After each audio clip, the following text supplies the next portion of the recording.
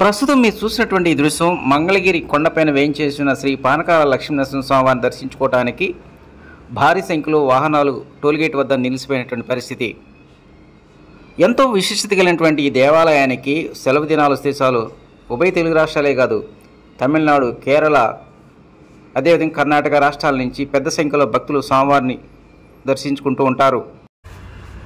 ఇంతటి విశిష్టత కలిగినటువంటి శ్రీ పానకాల లక్ష్మీనరసింహ స్వామివారి ఆలయంలో భక్తుల ప్రయోజనార్థం మంగళగిరి ఎమ్మెల్యే మరియు రాష్ట్ర ఐటీ విద్యాశాఖ మంత్రి నారా లోకేష్ గారు ఇటీవలనే ఓ కీలకమైనటువంటి నిర్ణయం తీసుకున్నారు. స్వామివారిని దర్శించుకోవడానికి వచ్చేటువంటి భక్తులకు రుచికరమైన సంతృప్తికరమైనటువంటి ప్రసాదం పంపిణీ చేయాలనేటువంటి ఆలోచనతో గతంలో ఉన్నటువంటి కాంట్రాక్ట్ను రద్దు చేసి రాష్ట్ర వ్యాప్తంగా అన్న క్యాంటీన్లు నిర్వహిస్తున్నటువంటి అక్షయ పాత్ర సంస్థకు అప్పచెప్పారు. ఈ సంస్థ గత కొద్ది కాలం నుంచి ఈ పానకాల లక్ష్మీనరసింహ స్వామివారి పానకం ప్రసాదం పంపిణీ కార్యక్రమాన్ని స్వీకరించింది.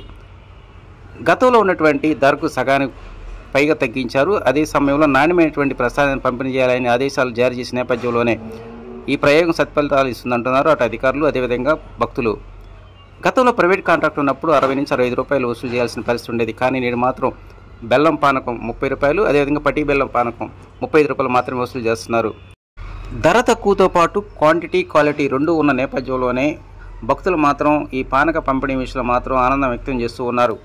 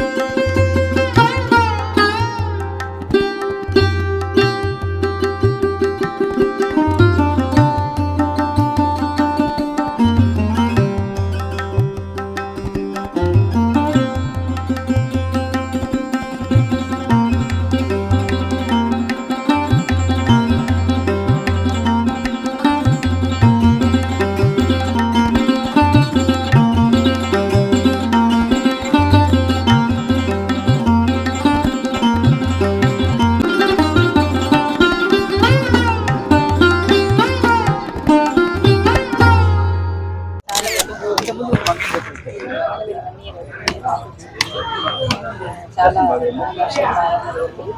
పానకం అప్పుడు బాగానే ఉంది. కాకపోతే ఇంకా ఇప్పుడు 30 రూపీస్ వేస్తున్నారు. పానకం చాలా బాగుంది, చాలా టేస్టీగా ఉంది. ఇక్కడ దర్శనం కూడా చాలా